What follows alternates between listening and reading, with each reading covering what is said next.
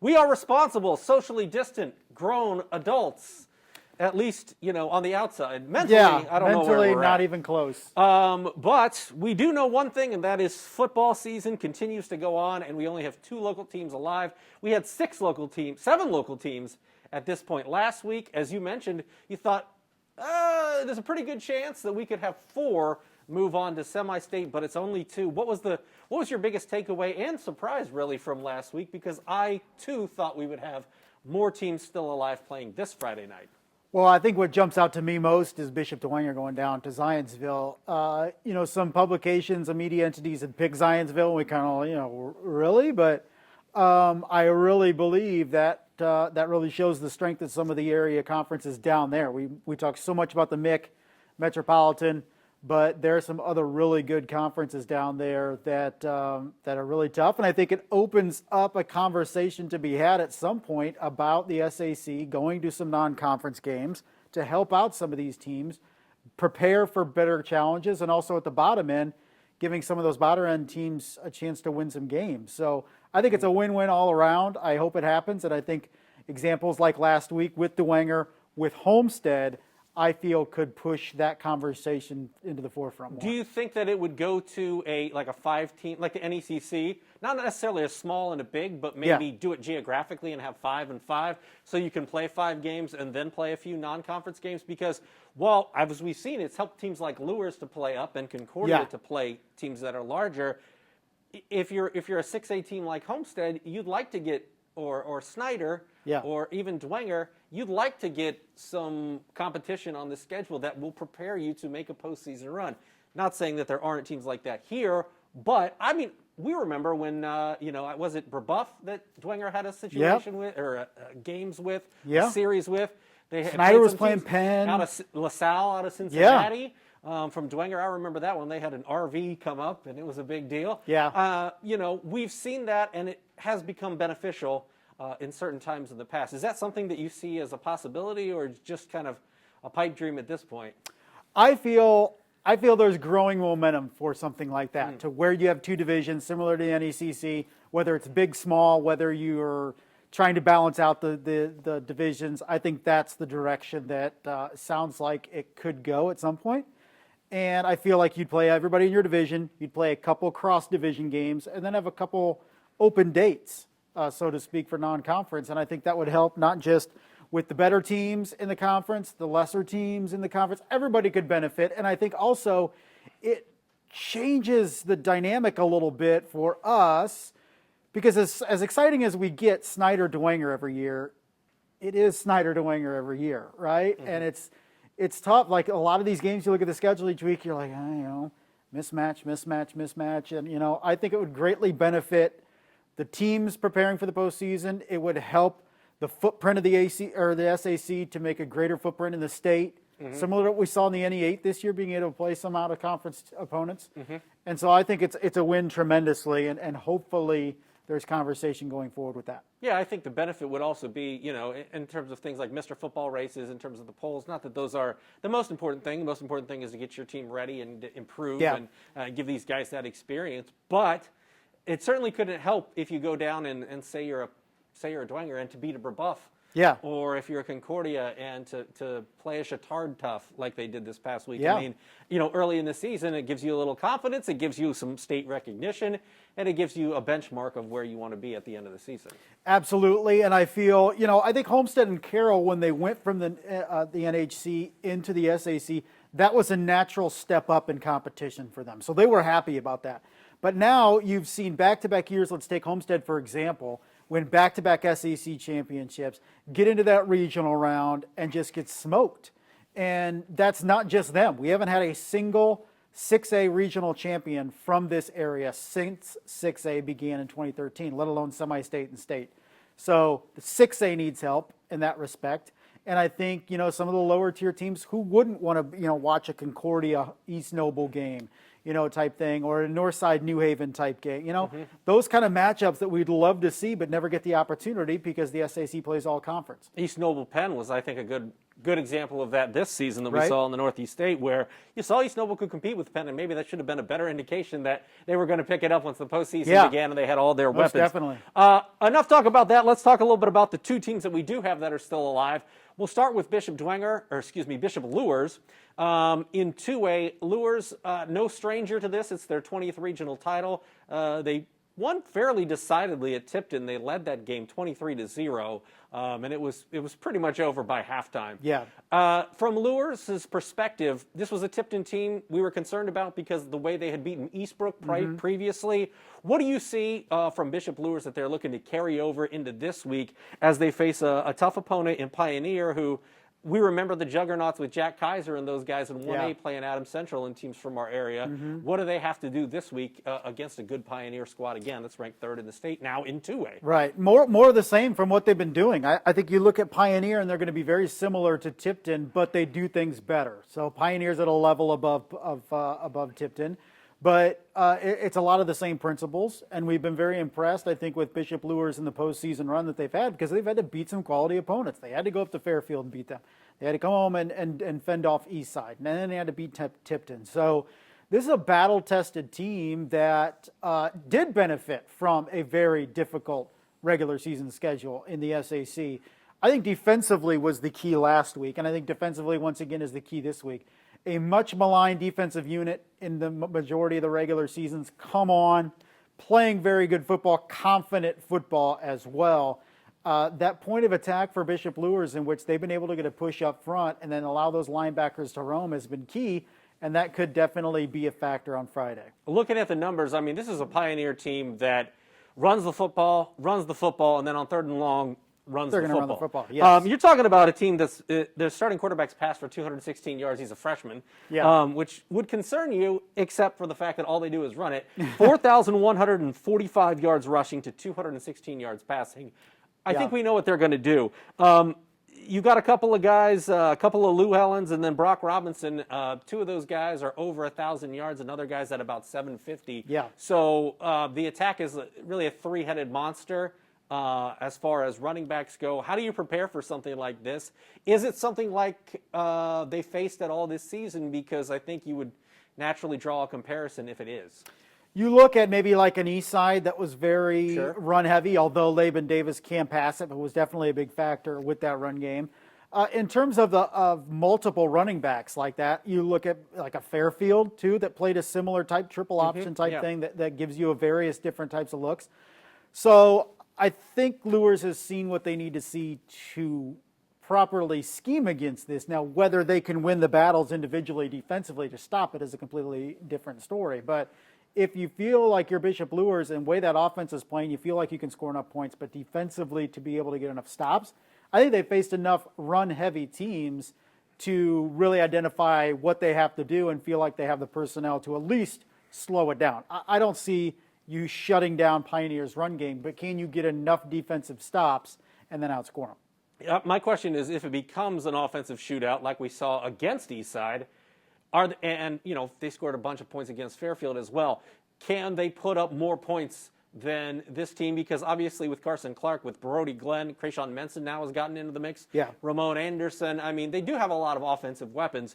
Could they outscore a team like this? Because, they can go to the air. Yeah. They can also run the football, but they are more versatile in terms of their offense than a team that solely runs the ball. I mean, we don't know what the weather is going to be like on Friday. Yeah. The weather gods have Nicholas Ferreri has control of that. Yeah. He's at his machine turning knobs and dials and twisting. What do we kind of need? stuff. You tell me. Yeah, but a running game does travel in the terms of the postseason. It's just Luers has more versatility. Could they outscore a team like Pioneer? I think if they have to. I mean, Brody Glenn, Carson Clark have been a great combination throughout the playoffs.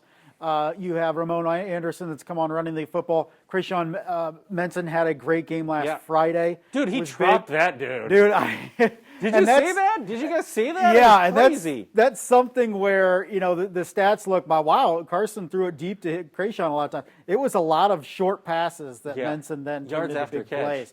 For sure. And I think, talking to Coach Lindsay over the weekend, he said, what we've benefited in the playoffs is we played a lot of teams in the regular season that are playing guys one way.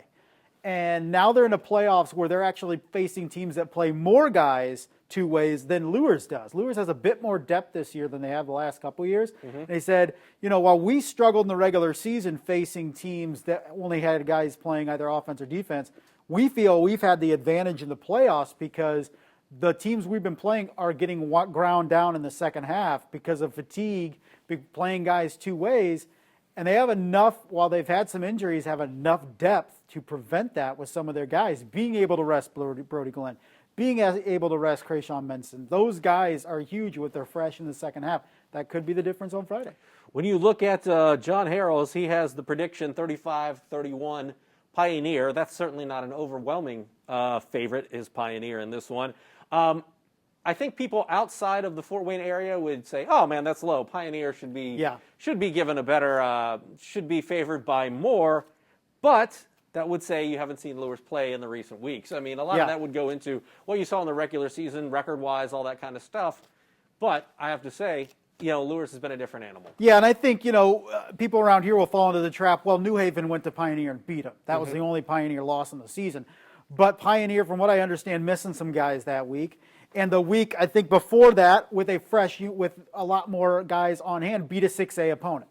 So let's not judge Pioneer on one game with New Haven beating them. So obviously, with the situation we're in, guys here or there being out, it was a crucial week for Pioneer with guys out that week. So Pioneer, much stronger team than what they displayed against New Haven. Let's talk about 1A because we've got South Adams at Lafayette Central Catholic. These are, you've got one parochial school and one school kind of out in the middle of nowhere right in the Bern sticks, to a certain right? degree. Obviously, we know LCC's past. If you follow the state of Indiana when it comes to high school football, they've had tremendous success in years past. So I doubt that they are going to be nervous or shocked to be on this big stage. For South Adams, they won their third regional in program history. Yep. How do they make sure that they're ready to rock and roll? Because I know Coach Mosier, talking to him last week, this is a team that they've been looking forward to since middle school. Yeah. And this is the last dance for them. Sure. And it is state title or bust for South Adams. How do they approach this game? And also talk a little bit about, on paper it's supposed to be at LCC. That might not even be the case when it's all said and done on Friday. Yeah, from what we've heard, indications are that this game potentially could be moved to South Adams based on who hosted and how many times. Long story short, Pioneer was supposed to be on the road week one in the playoffs, didn't play. So sounds like this game is going to be in Bern on Friday night, which is humongous for that community. And whatever the capacity is, they will fill it for how many maximum people they can have. In the post-game huddle last Friday, while there was celebration in winning that regional trophy, there was also talk about two more. We need two more. So I feel like this team, now especially heading into this new week, refocused, seeing what they have to do against a team that really hasn't had a lot of tests during the year with some games being canceled. Mm-hmm. 2 of their 3 losses to Tipton, team that we saw last week playing Bishop Luers. So not a vintage LCC team, but not one to be overlooked by any means either. Yeah, you take a look at South Adams, and obviously they missed a game, didn't play in the final week of the regular season. They're 12-0. You're talking an LCC team that's only played 8 games. They're 5-3. Yeah. So obviously they've missed decent chunks of the season. And when you look at their numbers, they're averaging 27 points a game, but giving up 25. I mean, that's just not what you typically see in an LCC team.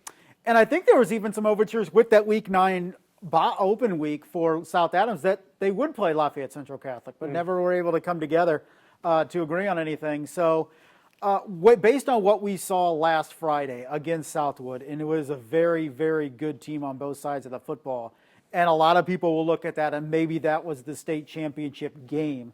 But Grant Mosier is not overlooking Lafayette Central Catholic. He knows the tradition that they have there, the winning mentality in the program. So it's going to be a tough match, home or away, for South Adams. But you have to like their matchups, particularly with that offense on the field. Yeah, let's talk a little bit about LCC. We mentioned how Pioneer's so run heavy. LCC is a little more balanced. You're talking about a quarterback in Clark Barrett, who's a junior. He's thrown for almost 2,000 yards, over 1,900 yards, and that's in 8 games. So they'll throw for 250, 260 yards a game.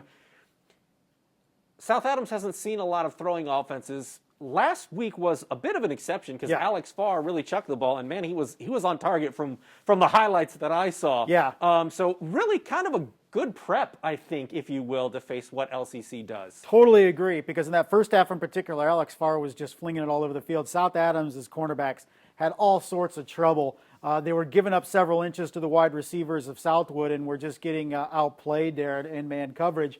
South Adams went to their two-deep safety look. They put in Trey Schock into the game, who barely plays any defense whatsoever, and he was kind of the key at the back end of that defense. They were able to play a guy underneath then, and that's when they really started frustrating Alex Farr. And then they were able to get pressure up front, too, with Jacob Plattner and Austin Gorney and Nick Miller, and those guys were able to kind of flush Alex Farr out of that pocket. Coach and make him Mosher, make sure glad plays. you got those names in there. I know. Yes. I know he loves those guys. For sure. So that was the key. South Adams was able to make adjustments, turned a 28-21 deficit with 3.5 minutes to go in the first half into a 40-28 lead at the break. Touchdown, interception, touchdown, interception, touchdown, which was really the game changers. But once they were able to make adjustments, they were in good shape. So to your point, definitely a good preparation game last week for this week because of what Southwood does offensively, and I feel that helps greatly the Starfires, knowing what they need to do on Friday from the opening kickoff. If I'm LCC, my biggest concern is you gave up 32 last week to Winnemac. No disrespect to Winnemac, Not South Adams. but offensively, they're not South Adams. I'm not sure that anybody in 1A is South Adams Right. offensively. So if you're South Adams, you just come in and say, man, we're just going to do what we do, go for the jugular, throw it behind. I don't understand how Drew Stutzman gets open all the time behind the defense. He's got that Mason Englert. Yeah. How's he still open? Why is he still open? But you got Bixler, you got Aiden Warner. Warner, yeah. Mean, they've got a number of weapons in the passing game. You know, you get close to the goal line. You have Nick Miller, the battering ram Yeah, I mean, there. Somerset's as well. over 1,000 yards this year. Just so many weapons offensively, especially for a 1A defense to corral. And that's the big issue when we see teams trying to defend that. When they come out in 4 wide on the opening play of the game last Friday, and Southwood has to figure out who's matching up with who. And then with that many defensive backs on the field, you know, in man-to-man, maybe you only have one guy over the top. So he has to pick what side he's going to. And then both of those guys, Aiden Warner in particular, is just tremendous in making guys miss after the catch. It's just amazing. Stutzman, too. I mean, what they're able to do after they corral the catch and make some moves, we saw it at least twice last Friday, scoring touchdowns in making guys miss. I mean, that's huge for them. Not only do they get open, but even when they just have a little bit of room, they're making guys miss in the open field. Something you just don't see a lot of in 1A with that amount, that wealth of talent that can do that. That's usually what puts South Adams over the edge, and we'll see if they can do it again on Friday. What's the biggest key for the Starfires Friday? Well, I think it's defensively, is being able to defend the pass. They don't need to stop it completely, but they also cannot let LCC run wild for 4 quarters and do what Southwood was able to do in the first half last week. 28 first half points for Southwood last week, just 7 after the break. That was a key, and I think it's a key again against LCC. And, you know, South Adams, if they play to their potential, they'll be heading to Lucas Oil Stadium. And LCC's offense, pretty good, but I don't think they can match up a shootout if it gets into that with South Adams. No disrespect to LCC. It's just South Adams really Yeah, good. And Southwood found that out too. I have a hard time thinking LCC's offense is better than Southwood's, and South Adams was able to adjust and take some things away in the second half that put them over the top last week. What are you most looking forward to this week? If it's week 14, we're here, we're still playing. Michigan, they're not. Nope. You know, people are kind of holding their breath here, literally and figuratively. Yeah. But how do you see this playing out? I mean, we're here. There's only a handful of teams left in the state. Yeah. 2 of them are from Northeast Indiana. I look at 2 winnable games for both of our teams, both Bishop Luers and South Adams. You can debate on if both of them are favorites, just one or neither. But I think you look on paper and say there's a path for Bishop Luers to win that game against Pioneer, and there's a path for South Adams to beat LCC. Last week we thought, man, really difficult for Homestead, really difficult for Concordia. And despite those 2 teams playing tough, particularly Concordia, they came out on the short end. So I look forward to hopefully having a couple teams down at Lucas Oil Stadium. They have pathways there. If they execute, we'll see if they can do it. All right, we'll have it covered for you Friday night on the Highlight Zone. But for now, he's Justin Kenny of Optimum Performance Sports. I'm Glenn, and we'll see you next Monday.